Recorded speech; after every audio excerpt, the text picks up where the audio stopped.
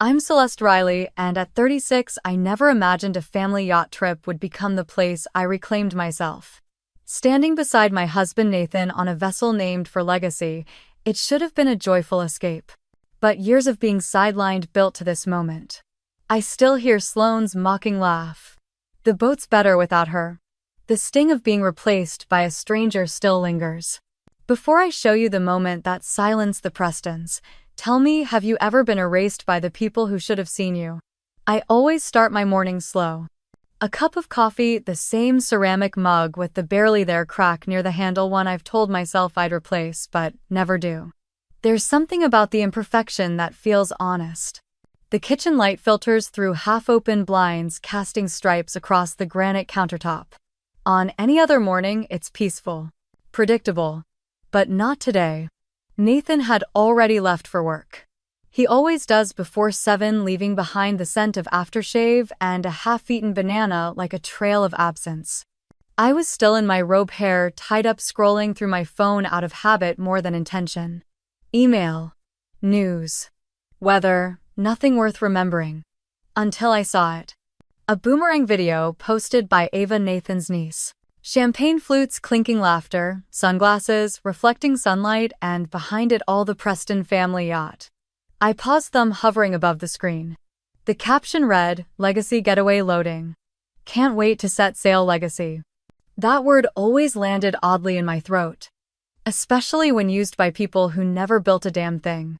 I tapped the video, then the tag names. Sloane and Tom. The twins. Of course, Nathan's mom, Evelyn, holding a mimosa. Cousins I hadn't seen in years. All smiling under the same sky. All preparing to board the same yacht. Except me.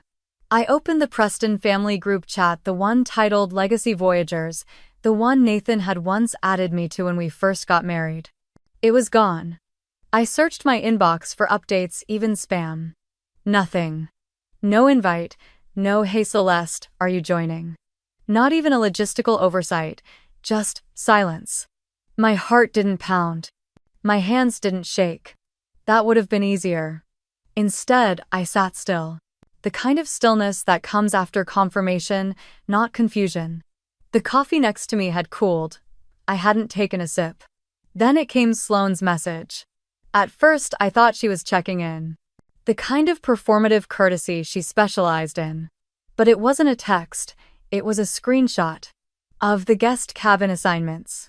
There it was, my name, once printed cleanly under portside suite, now struck through with a red line. Below it, handwritten in digital ink, the replacement, Belle. The yoga instructor who once mistook me for Nathan's assistant at a benefit gala. A second message followed, an audio clip. Sloane's voice mid-laugh. "Well, at least the energy on board won't be so tight this year." Tight. Like I was the discomfort. The thing to remove. I didn't respond. Not because I was shocked, but because something deeper clicked into place. The kind of clarity you don't get from confrontation, but from repetition. Pattern. The mug in my hand had gone cold. I stared at the window, still striped with morning light, thinking of all the times I'd rationalized this kind of behavior. The missed calls. The unreturned messages. The brunches I only heard about through tagged photos. It was always subtle enough to doubt, until it wasn't. They hadn't forgotten me, they'd removed me. The duffel bag I'd packed weeks ago just in case was still by the front door. I glanced at it, then away. It wasn't anger I felt. Not yet. It was something slower. Denser. Like watching yourself get erased one letter at a time. Not loud, just quiet enough to feel crazy for noticing. I stood up finally and poured the rest of the cold coffee down the sink. I didn't replace it. I sat back down the stool, colder than I remembered. Across from me, the blank countertop reflected nothing back. No plans, no welcome, just a quiet slab of truth. I opened the yacht's original purchase email, still saved in a special folder labeled Foundations. That folder held contracts, bank transfers, title forms, all signed under both my name and Nathan's. But it was my money. My idea. My dream. Years ago, I told myself co-signing was cleaner for taxes. For estate planning. For marriage. I hadn't realized what else it had made clean the erasure. I clicked into the yacht company's website and navigated to the booking portal. I already knew what I'd find. The Owner Access tab required dual verification, one code to Nathan, one to me. He'd never asked me to use it. Never needed to. I did it all. A memory surfaced faint and inconvenient. Sloane, champagne in hand, once said during a brunch. It's so poetic that our family yacht was a gift of love. It keeps us together, doesn't it? And I'd smiled. Said nothing. Because correcting her would have sounded petty. Now it just felt foolish. I reached for my phone again, scrolling back through texts through years of digital noise. So many moments where I could have seen it clearer. The birthday when I was seated at the end of the table next to the kids. The photo captioned full Preston lineage that cropped me out. The Easter card where they spelled my name Celesta. Each time I told myself I was imagining things. That they were trying. That family was complicated. But maybe the truth was simpler, they just didn't see me.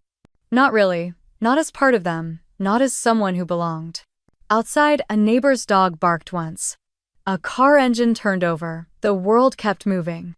But inside that kitchen I felt like I had paused, like someone hit mute on the part of me that had always tried to be palatable. Pleasant. Acceptable. I picked up my phone again, opened a note. Wrote just 5 words.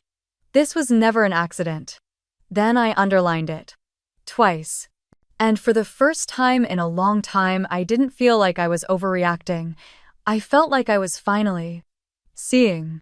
The soft hum of the ceiling fan whispered above me, its blades circling with a kind of robotic consistency that made the silence feel deeper. I watched it sitting at the edge of our bed, the hem of my blouse still damp from where I had rinsed out a coffee stain earlier. It had been hours since the yacht revelation. Hours since Sloane's accidental message. Hours since my name had been struck out and Belle's had taken its place. Nathan came home around 6:40 p.m. I heard the garage door first, then the shuffle of his shoes in the entryway. I didn't move. I didn't greet him.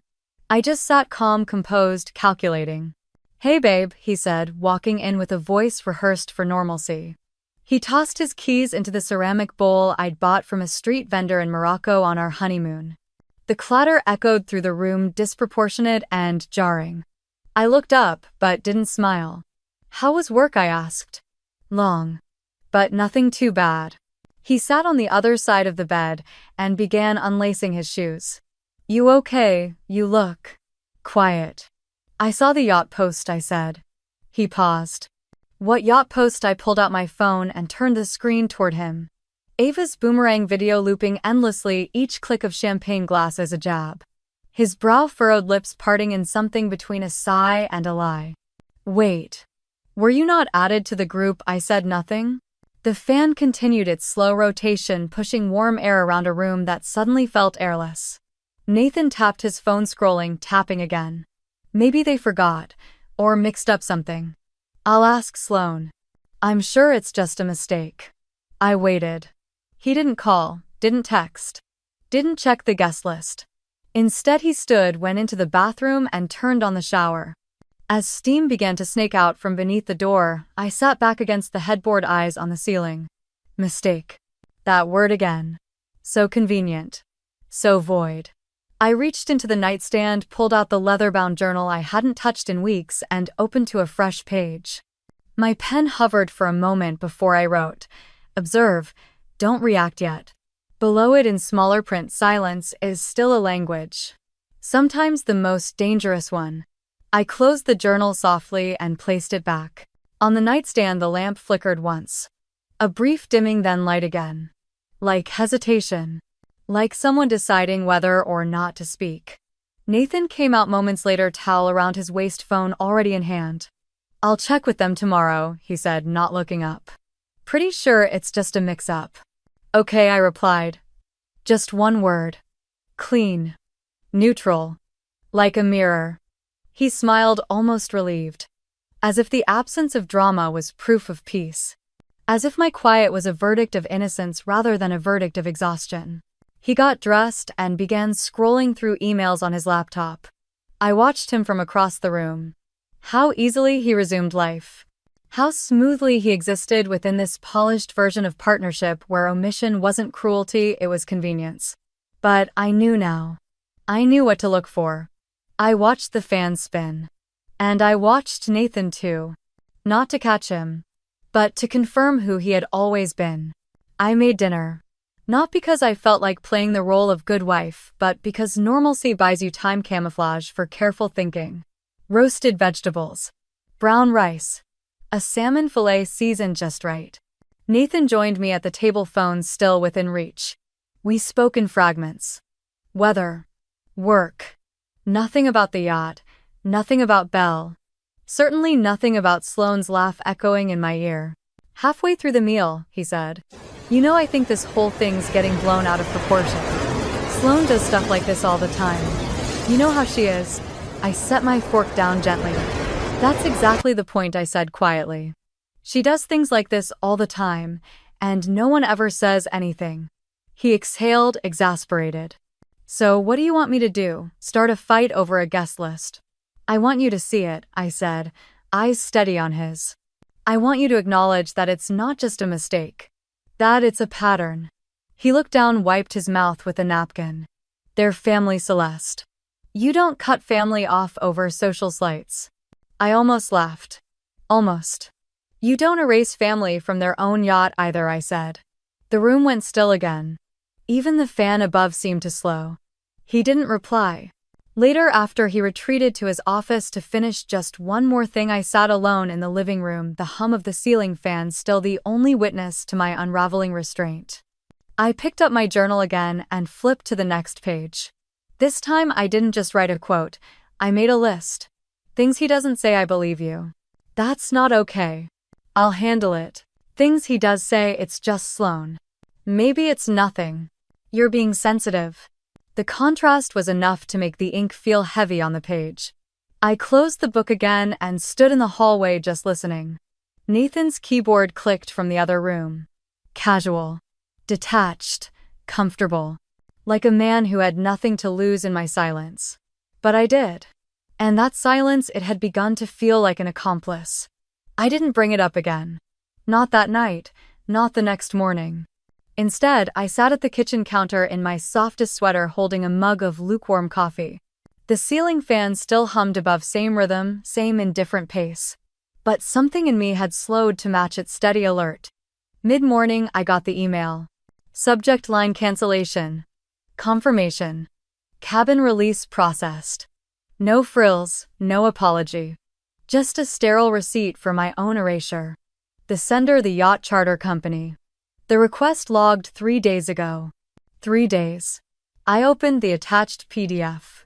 It listed the name of the requester at the bottom in a plain professional font: Sloane Preston. I blinked. Not from shock, but from a pressure behind my eyes, a kind of swelling clarity. 3 days ago, Sloane had made it official. She didn't just hope I wouldn't come, she ensured it. I forwarded the email to myself, printed a clean copy, and walked across the kitchen. I pulled out the manila folder labeled tax and property. It lived in the bottom drawer, normally reserved for bank forms and ownership documents. I slid the email inside. It would need a new label soon: Truth.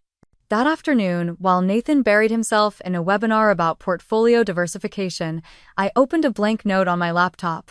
I titled it "The Times I Was Erased Without Noticing." And I began to list.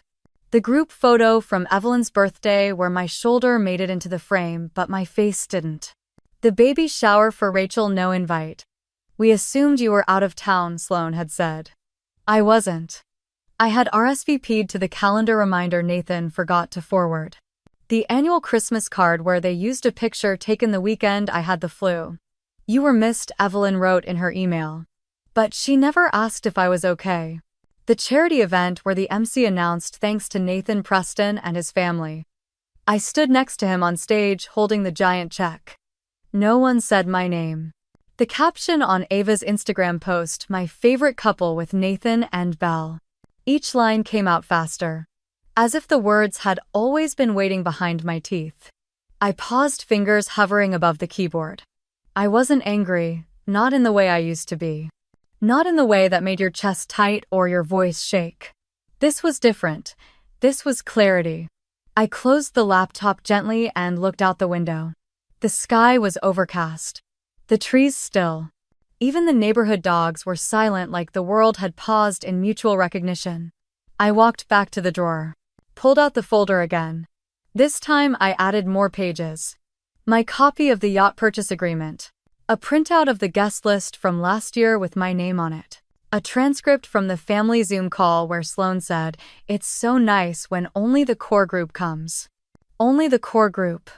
I sat down and whispered aloud, like reading the final line of a riddle. It wasn't personal, it was systemic. They didn't forget me, they designed around me. Like a room built with no seat for me. No plate, no voice. I thought back to a moment, years ago, Evelyn's garden party. I'd worn a pale blue dress. Too formal, I realized too late. When I arrived, someone, maybe a cousin, whispered, "Oh, she came." Like I was a surprise guest at my own life. That had been my first clue. But back then I'd convinced myself I was imagining it, that I hadn't smiled enough. That I needed to soften my voice, or dress more like Sloan, or say thank you more even when no one said welcome. I had trained myself to earn a space that was never being offered. And for what? To be a name scratched off and replaced with Belle, the yoga instructor who once asked me at a benefit, "Are you Nathan's assistant?" I smiled at the memory now, not bitter, just baffled. Because in that moment she had said out loud what everyone else simply acted out in silence. They didn't see me, and I had worked so hard to be seen. But now I knew. You can't beg to belong in a room built to exclude you. The house was quiet when Nathan came home. Too quiet. He walked in with a half smile, setting his briefcase down like it was any other evening. But this wasn't just another evening. I waited until he opened the fridge and reached for a beer before I spoke. I got a cancellation email. He turned slowly, bottle still in hand. From who? The yacht company. It was submitted 3 days ago, I said, placing the printed email on the counter like evidence at a trial. By Sloan. He stared at the paper, then at me. His face didn't twist in shock. It settled. Like something he'd hoped wouldn't come up had just walked in through the front door. "Huh," he said, reading. "That's weird." "That's not weird, Nathan," I replied quietly. "That's deliberate." He leaned against the kitchen counter, not meeting my eyes. Maybe she thought plans had changed or that we weren't going. I paused. "We." He rubbed his jaw. "I mean, maybe there was some confusion." There wasn't. I let the silence hang, watching him twist the beer cap off, letting it clink onto the counter. "Look," he finally said, "let me talk to her." "You're not surprised," I said. "That's what gets me." He exhaled through his nose, a tired sound.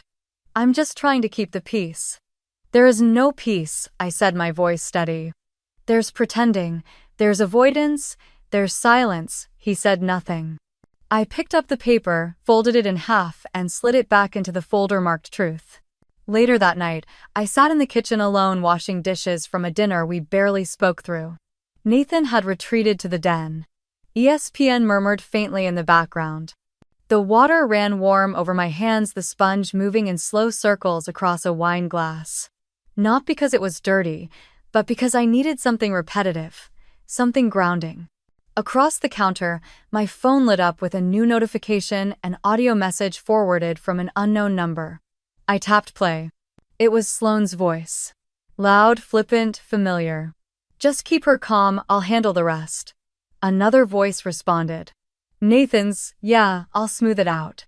Silence followed. Not the kind that made things easier. The kind that confirmed everything.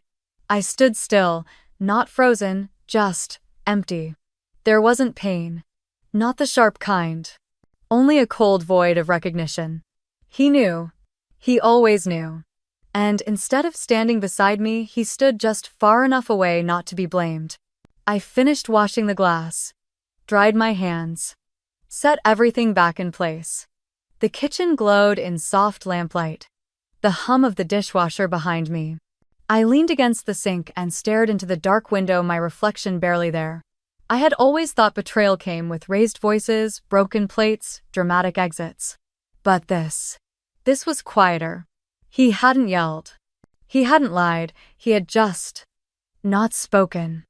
Silence isn't always neutral. Sometimes it's betrayal. I left the kitchen lights on and walked upstairs. Nathan didn't follow. He stayed in the den as he often did when the temperature in the house changed not from weather, but from truth. He had an uncanny ability to pretend the air hadn't thickened, that nothing unsaid was building behind closed doors. In our bedroom, I opened the closet not to pack, not yet, but to breathe.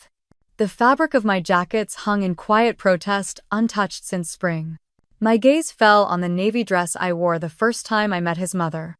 I remembered how Evelyn's eyes scanned me like an item on a shelf marked acceptable, not exceptional. Even then I had smiled, tried to blend. I stepped back, closing the door gently. In the hallway, I could hear Nathan on the phone. Muffled. Careful. Strategic. I didn't listen this time. I didn't need to. His silence had already said enough. Back in the kitchen, the dishwasher beeped. I opened it and began putting things away slowly, one plate at a time. I wasn't rushing toward clarity anymore. I was letting it settle in me the way you do with grief that no longer asks for explanation. I paused at the silverware drawer and whispered to myself, not in anger but in full realization. He was never going to choose me if it meant inconvenience.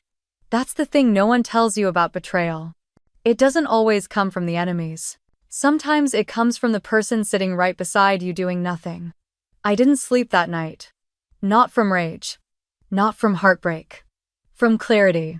At 12:07 a.m., I opened the bottom drawer where we kept the important things: wills, contracts, tax returns no one ever wanted to read, but everyone needed when things fell apart.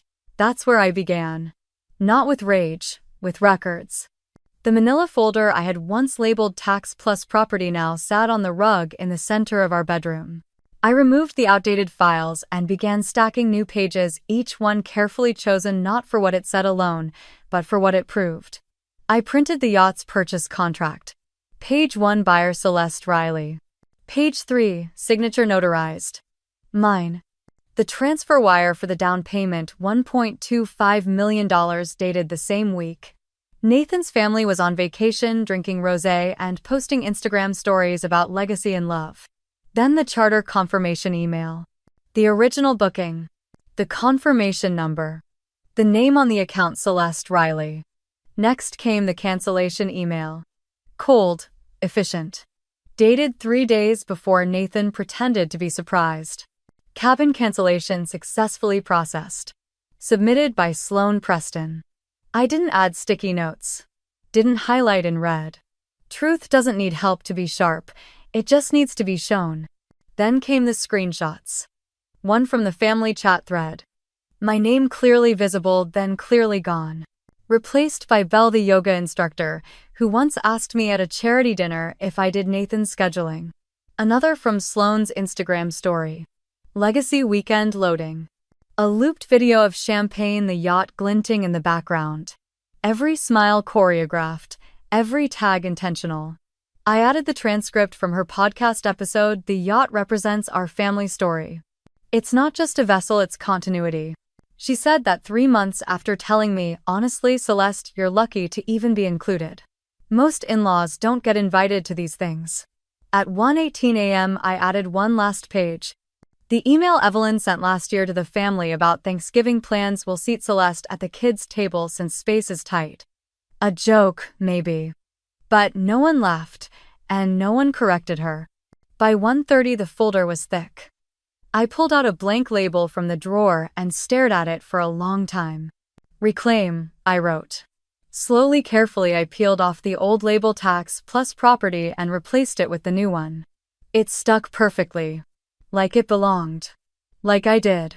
At 2:03 a.m. my phone buzzed on the nightstand. An email. From a name I didn't recognize at first, Vanessa D. Executive Assistant Preston Group. The subject, guest list coordination. I opened it expecting it to be another logistics thread or maybe a form accidentally forwarded. Instead, it contained a screenshot of a text exchange between Vanessa and someone listed only as S. But the voice was unmistakable. Sloan always left her fingerprints even when she tried to whisper. S. Don't worry. She's not coming. I handled it. V confirmed. I read it twice. 3 times. I wasn't shocked. I was vindicated. It wasn't a scheduling error, not a misunderstanding. Not even subtle exclusion. It was strategy. Surgical. And now I had the blueprint. I printed the email. 3 copies, one for me. One for backup, one for whomever needed to see the truth next. Then I slid them into the folder. Quietly. Without triumph. This wasn't about winning. It was about unerasing myself. I didn't scream. I didn't throw anything. I didn't storm into Nathan's office and demand confrontation. Because I understood something new now, receipts speak louder than outrage. At 3:00 a.m., I stood in the doorway of our bedroom folder tucked under one arm and looked at Nathan asleep in bed. Peaceful. Undisturbed. I wondered if he ever lost sleep defending me. If he even realized that staying neutral in a house built on hierarchy was just choosing a different kind of weapon. Probably not. I didn't wake him. He didn't need to be a part of this plan. Not yet. The next morning, while the coffee brewed and the sky turned from navy to soft gray, I placed the folder on the dining table centered, intentional. I poured a cup of coffee and sat across from it. Not reading. Not editing. Just acknowledging. That's what this was. A record of the years I had shrunk myself to stay seated at a table that was never set for me. A ledger of invisibility. But not anymore. I opened my journal to a clean page. And wrote in small, steady letters. No more asking, just showing. Then I closed it. Slid the journal beside the folder, and waited. Not for permission. Not for someone to speak first. Just for the moment. Because it was coming. And this time I wouldn't walk in empty-handed. Newport that morning smelled like old money and forgiveness withheld. The air was thick with ocean salt and yet impossibly crisp, as if the town had been holding its breath all night for someone to make a decision. The sun had only just begun to pull the fog back from the water's surface. The marina sat quiet but alert like a court waiting for its queen. I stepped out of the black car with a kind of stillness I hadn't known I was capable of. Not stiffness, not coldness, just assurance. My heels touched the wooden planks of the dock with soft precision. Click, click, click. Each step a declaration I never got to make in words. In my left hand the navy folder. In my right nothing. No phone to scroll. No sunglasses to hide behind. Eyes forward. Posture high. My coat was tan and structured. My dress navy. It clung to my frame not like armor but like proof I hadn't shrunk. Not anymore. I didn't come to demand a seat. I came because the seat was already mine. The yacht loomed ahead white and gleaming like a stage someone else thought they could control. I recognized her shape immediately, the double-tiered deck, the teakwood accents, the custom rail I'd insisted on installing for safety. They had once called it excess. Now it was heritage. How poetic. I kept walking, heels tapping like metronomes. A sound too soft to be threatening, but too steady to be ignored. The group gathered near the dock didn't notice me at first. Sloane was mid-sentence waving a flute of champagne as she gestured towards something on the yacht. Evelyn stood beside her wearing her usual pearls and a practiced half-smile. Nathan, as always, was somewhere near but never next to me when it counted. Then Sloane turned. And she saw me. There was no gasp. No spilled drink. Just a sudden tension in her jaw and the subtle lift of her brows, the way someone might react upon realizing the ghost they buried wasn't done haunting. Her eyes flicked to my folder, then back to my heels. She smiled. But not with her mouth. Nathan noticed the shift and followed her gaze. His face froze for a beat like he wasn't sure whether to be ashamed or just confused. Neither of them moved, but the space around them shifted. People began to pivot just enough to create a polite barrier. Not overt, not rude.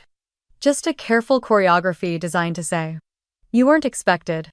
I didn't flinch. I didn't even slow. At the foot of the boarding ramp, a crew member in a navy blazer stepped forward. She looked directly at me, her voice clear and practiced but loud enough for everyone nearby to hear. "Welcome aboard, Miss Celeste. The owner is now aboard." That sentence didn't echo, it landed. I could feel the breath catch behind me. A ripple. A crack in the script. The play was paused and no one had the next line. I nodded once at the crew member. Not as thanks. As acknowledgement. Then I stepped onto the deck. Each heel strike on the polished wood was a gentle verdict. Click. Click. Click. I wasn't performing. I was present. There was no music, but I didn't need it. The rhythm of my shoes against the floor was enough. The air adjusted around me as if to make room for a weight it had forgotten. Inside the main salon, everything was arranged with magazine-level precision floral centerpieces in muted tones, crystal glasses, embossed place cards tucked into gold holders. A curated version of elegance. I didn't touch anything. I walked through it like a woman who had once set the table and was now tired of asking for a chair. I moved to the back deck where the ocean stretched wide and indifferent. There I paused. Set the folder down on a small table, folded my coat neatly over the chair, and breathed. Not deeply, not dramatically. Just enough to feel what it meant to fill space. No one approached. No one dared.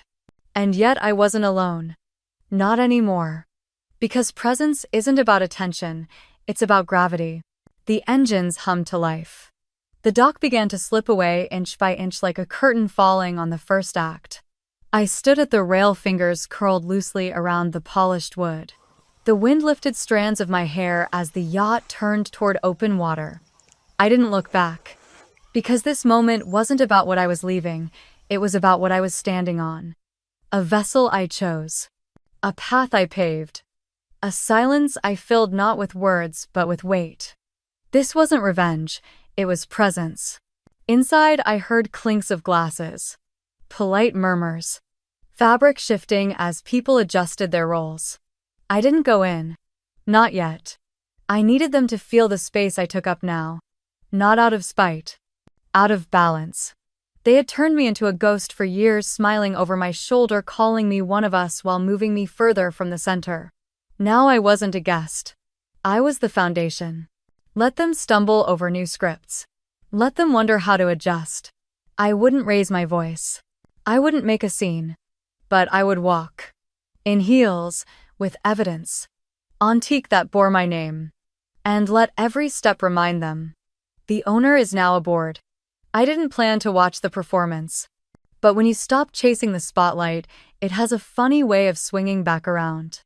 I was in the lounge sipping lemon water from a crystal glass I hadn't asked for, seated at the corner of a velvet settee that had been chosen more for aesthetic than comfort.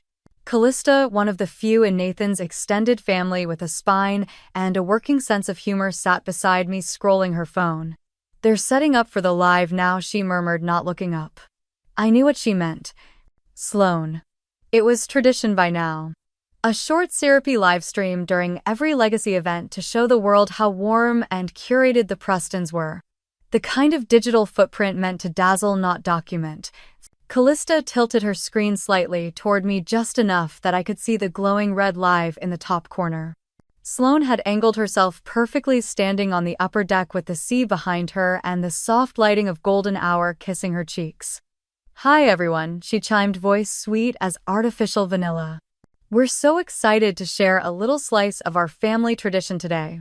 There's truly nothing like the open water to remind you who you are and where you come from. Callista smirked. She always talks like she's running for office. I didn't answer. My fingers rested calmly on the rim of my glass. Sloane continued, her tone both lofty and soft. Family is everything. Legacy. Loyalty. Love. The people who are here today, well, they understand what it means to build something that lasts. A beat passed.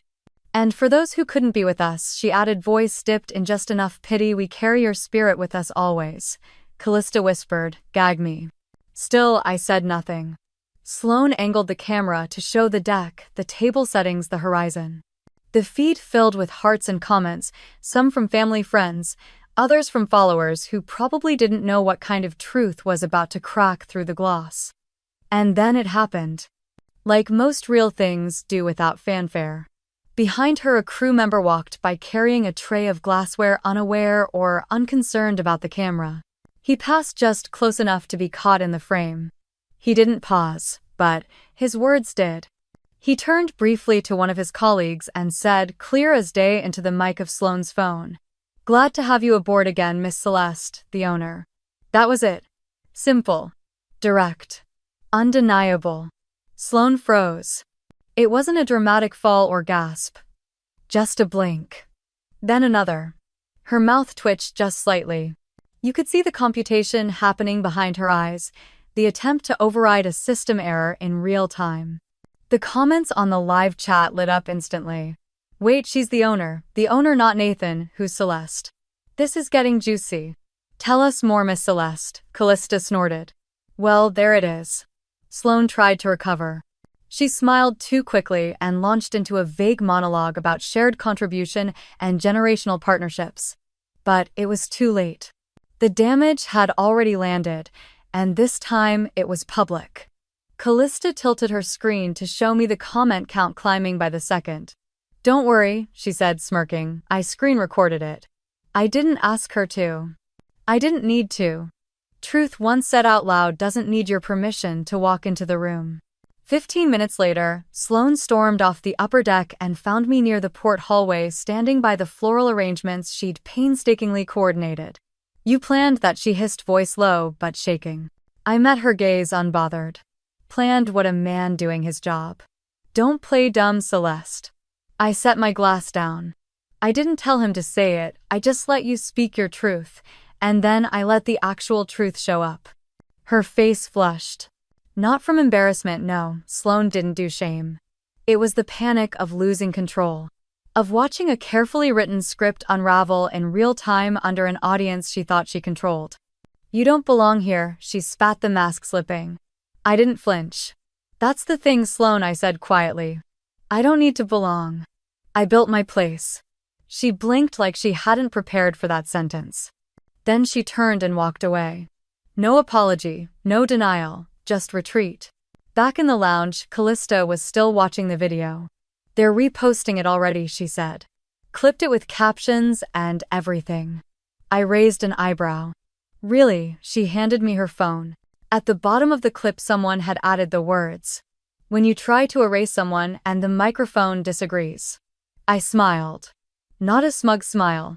Not triumphant, just calm, because the truth had gone live. And you can't edit that in post. The dining salon was a cathedral of curated elegance. Every inch radiated effort, gold-trimmed chargers, bone china, glinting stemware polished, so precisely they reflected candlelight like starlight. There were hydrangeas dyed an impossible shade of white floating in low crystal bowls flanked by name cards so heavily embossed they looked like wedding invitations. Everything whispered, "Look how perfectly we've built this." But I knew better. I sat 3 seats from the head of the table. Not at the edge, never that blatant. Just far enough to be noticeable. The placement was intentional, of course. Every detail here was. My leather folder rested on my lap beneath the linen napkin I had no intention of unfolding. The room filled slowly. People arrived in pairs and threes, voices hushed and eyes darting. No one mentioned the livestream incident, but I saw it in their glances, like watching birds land after sensing a storm. Sloane stood at the head of the table, dressed in cream and coral colors that said effortless warmth and approachability. But her smile was too tight, her wine untouched. She clinked her glass gently for attention. "Thank you all for being here," she began. Her voice was even, but her eyes scanned the table like she was looking for mines. As always, it's not just the yacht or the view, it's the people that make these moments sacred. Sacred. I felt Callista's eyes flick toward me from across the table. Sloane continued. This legacy, it's not inherited blindly. It's earned. It's shaped by those who truly understand what it means to carry the Preston name. Her gaze did not meet mine. But the aim was deliberate. When the toast began, hands lifted, glasses on reflex trained by years of rituals. I didn't lift mine. I stood instead. The silence that followed wasn't surprised. It was expectant. I'd like to contribute something to this conversation about legacy, I said. My tone was calm, measured, not meek. Nathan shifted in his chair. Sloane blinked too slowly. From beneath my napkin, I withdrew the folder. No dramatic flourish. Just movement with intention. I laid the first page flat on the center of the table. It was a transcript. Official. On company letterhead. A meeting between Sloane and the Preston family's legal consultant dated 3 weeks prior. I believe this is the part where she says I looked up and read aloud. She's not blood, she shouldn't own a family asset. The words didn't crash, they settled, like fog dropping onto a road. Across the table someone set down their fork too hard. No one moved to speak. I unfolded the next page, the purchase contract. It bore my signature, bank records, proof of the initial deposit. This yacht was bought with my money. Signed under my name. Not as a guest, as a co-owner. Legally. Logically. Undeniably. Still no one spoke. I wasn't waiting for gasps, I was restoring memory. I'm not here to accuse anyone, I said. I'm here because for years I've been spoken about never to. Decisions made in rooms I wasn't allowed in. Events crafted with my silence as backdrop. I turned to Nathan, who looked like someone trying to recall a line he'd never learned. Did you know? I asked. He faltered. I didn't know she said that. Sloane opened her mouth, but I raised my hand not to silence her, but to hold space. You've said plenty, I replied. In words. In edits. In absences. I looked around the table. What I've learned is that erasure rarely shouts. It whispers, it shrugs, it forgets to tag you in the photo. It leaves your name off the itinerary. It calls you supportive instead of founder. A few guests looked down. One adjusted their napkin. Another pretended to reach for their glass. I placed one final sheet on the table, an email from the charter company confirming the cabin cancellation submitted by Sloane herself. I was erased on paper before I was erased in person. Ogilvy, the family's eldest friend, the one who'd always treated me like background, cleared his throat. I think we've been fed a very particular version of events. There it was. Not guilt, but clarity. The thing more powerful than accusation. I didn't make a toast. I didn't raise my glass. I simply sat down, leaving the documents in the center of the table like an altar. No applause, no outrage. But the hierarchy had shifted. I didn't need to yell. I had shown up with receipts. And sometimes the sharpest sound in the room is silence that refuses to shrink. The next morning the dining room was quieter. Not silent, just recalibrated. There was still the smell of brewed coffee, the soft clink of utensils against porcelain, the sound of waves brushing the hull, but something fundamental had shifted. Eyes met mine now. Not all, but enough to be undeniable. Not with pity. Not with scandal, but with recognition. Maddie was the first. Nathan's cousin. Always polite, always somewhere between silent and smiling, like she'd been taught that neutrality was the safest currency in family politics. She lingered by the fruit tray, hesitating longer than it took to choose a slice of melon. Then softly, I should have said something, a long time ago. I didn't look up, just nodded once slow. That was enough. Later, while I sipped my coffee alone near the lounge window, Ron, Tom's older brother, walked by, pausing as if pulled by something heavier than small talk. I saw it coming, he muttered, not looking at me. Didn't think it would crack like this, though. He didn't wait for a reply. He didn't need one. Throughout the day they came in waves, not to apologize, not exactly, but to unburden. To transfer the weight of knowing after years of pretending not to. Sloane's stylist, who once called me the lovely assistant, found me by the staircase. For what it's worth, she said, some of us always wondered why you weren't listed as co-host on the invites. It felt odd. It had been odd. It had been intentional. But hearing someone else say it, that mattered. By mid-afternoon, Callista joined me on the upper deck. You lit something in that room, she said, phone in hand. Half the women in the comments section are writing essays. Some of them even started tagging their own sisters-in-law. I raised an eyebrow. She grinned. No, seriously. One woman said she hadn't spoken to her family in 5 years, and now she's drafting a letter. Not what I set out to do, I said. Callista shrugged. That's the thing with truth. You don't always get to decide where it travels. We sat in the sun for a while, no words needed. Just the gentle rhythm of the yacht, cutting through water. At dinner, the table had a different texture. Not smoother. but honest. People spoke in less curated tones. Some made eye contact they had long avoided. Even Evelyn, Nathan's mother, who had once commented that I had entrepreneurial energy in the same tone someone might describe an allergy, gave me a long, unreadable glance across the table. She didn't speak, but she didn't look away either. Sloane remained silent throughout the meal. She picked at her greens like they were sand. Her glass of wine stayed full. Her husband tried to fill the silence with harmless anecdotes about weather patterns and market trends. It didn't work. Some voids can't be patched with polite noise. After dessert, I stepped out to the stern alone. The wind had softened, the horizon was gold-tinted. I stood there barefoot, letting the teak warm beneath me. That's when I heard it. From behind. A voice I hadn't expected. Evelyn. Not loud, not theatrical, just present. She stopped beside me, not too close. Then I didn't see it before. Now I do. No apology, no justification. Just those 8 words. I said nothing in return, because that moment wasn't about her growth. It was about my visibility. Inside, Nathan sat alone at our table. When I returned, he looked up. I thought about what you said, he murmured. About silence not being neutral. I waited. He took a breath. I used to think, if I didn't choose sides, I was being fair. But I realize now refusing to choose is still a choice. And it usually benefits the loudest one in the room. I didn't reply. Not out of anger. But because sometimes the truth echoes best in silence. That night I wrote in my journal. Not about the betrayals, not even about the recognition. Just a single sentence. When one woman stands, others remember they have legs. It wasn't vindication I felt. It was visibility. And for the first time in a long time, that was enough. The cabin was quiet when I returned. The overhead light cast a soft golden hue, just enough to reflect off the glass of the framed nautical map above the bed. Everything was tidy, curated even.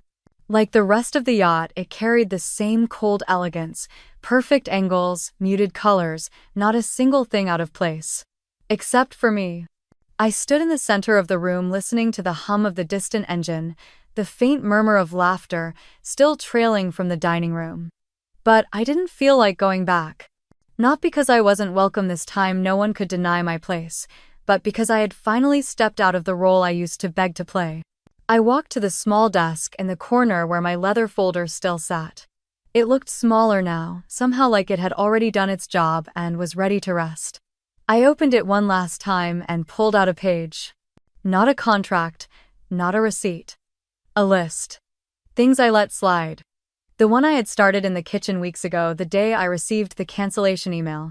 I ran my fingers over each line, reading them slowly. Being cropped out of photos. Being introduced as Nathan's wife and nothing else. The baby shower I never got invited to. Her calling me so helpful when I ran the event she took credit for. Being told I was too ambitious for a family event planner. Laughing at jokes that made me small just to keep the peace. Being seated with strangers at family gatherings. Being asked to take the photo instead of being in it. Letting someone else narrate my worth. It went on. Dozens of little cuts. Tiny concessions I made in the name of fitting in. Of smoothing things over. Of not being too much. And I realized this wasn't just a list of offenses, it was a love letter, not to them. To the version of me who had endured it all. I sank onto the edge of the bed and let the paper rest on my knees. That woman. She had tried so hard. Tried to be agreeable. Palatable. Easy to love. She dimmed her light and folded her edges and smiled through things she should have walked away from. She swallowed hurt in the name of harmony. She over-explained, over-apologized, and over-delivered just to feel like she belonged. I didn't miss her. But God, I mourned her. Like an old friend I hadn't realized was dying.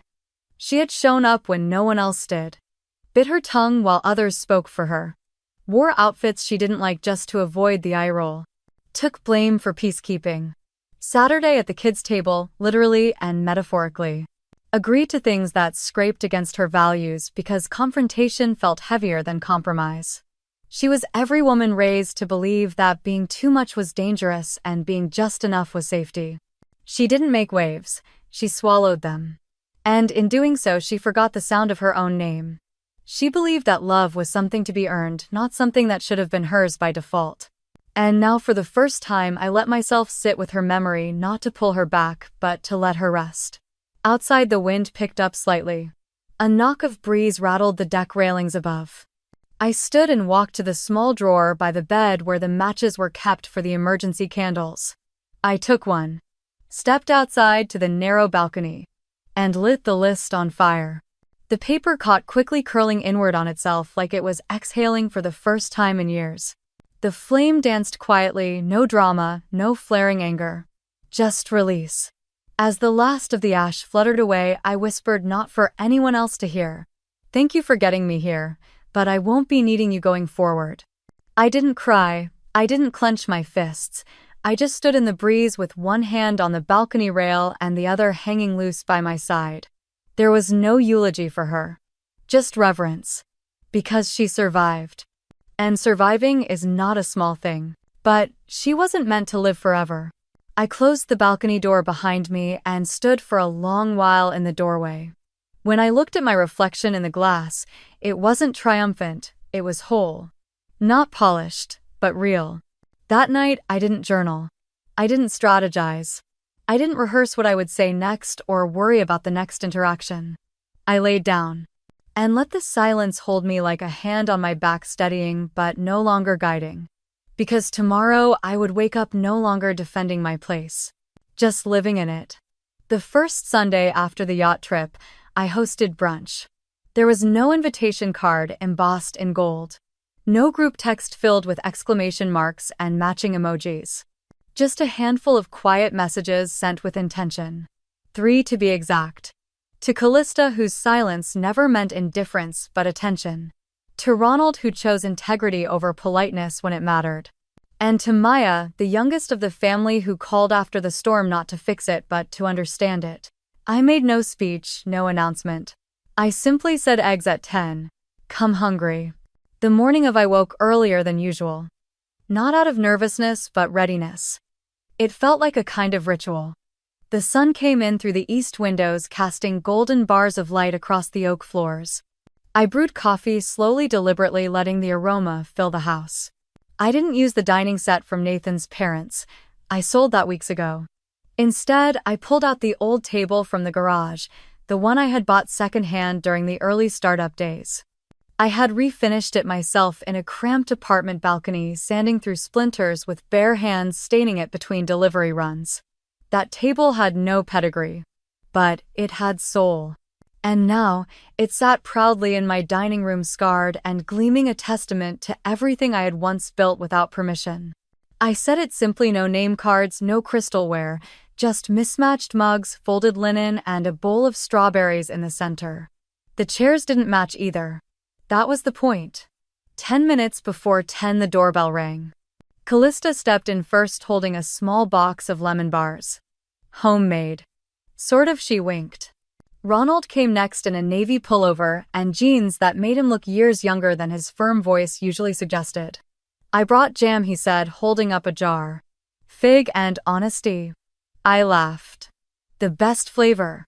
Last was Maya, wide-eyed, soft-voiced, notebook in hand. I hope it's okay, I brought questions, she said, gesturing to her notes. Only if you stay for answers, I replied. We ate slowly. No one checked their phones. No one raised their voice. We passed dishes without choreography, refilled coffee without asking.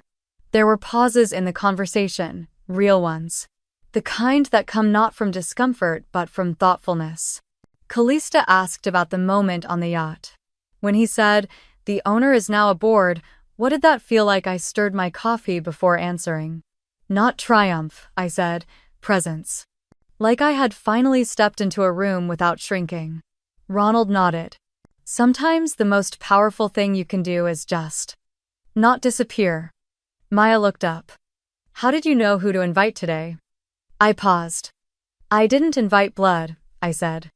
I invited truth. The room was quiet then. But not heavy.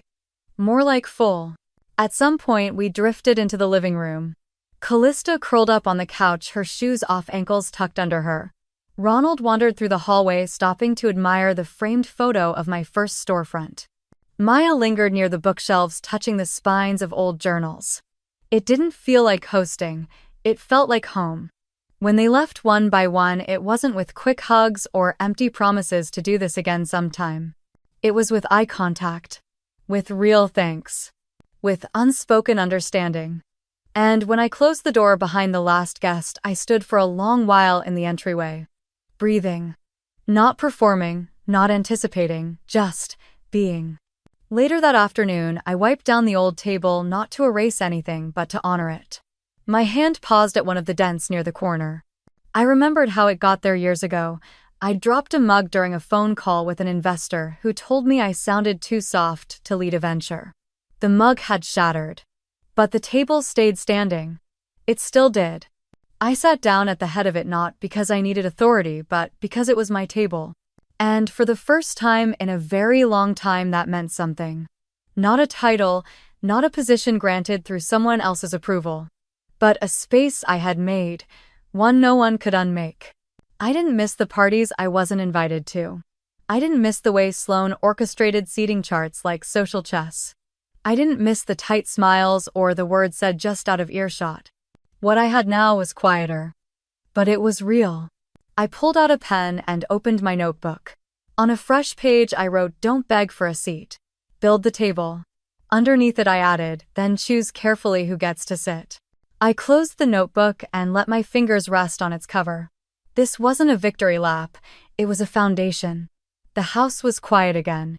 Not the kind of quiet that used to throb with things unsaid. This quiet felt earned, like the kind that settles after a long exhale when nothing is missing and nothing needs proving. It had rained the night before, a soft drizzle that left the windowpanes streaked and the hydrangeas heavy. By morning, the sun returned, not loud or showy, just present. Like peace. I was organizing the hallway credenza when I found it. Tucked between an old envelope and a forgotten grocery list, there it was, a folded slip of paper I hadn't seen in years. The handwriting was unmistakable, my father's quote, but blocky, deliberate, written in pen that had slightly smudged along the edges. "Don't fight for a seat.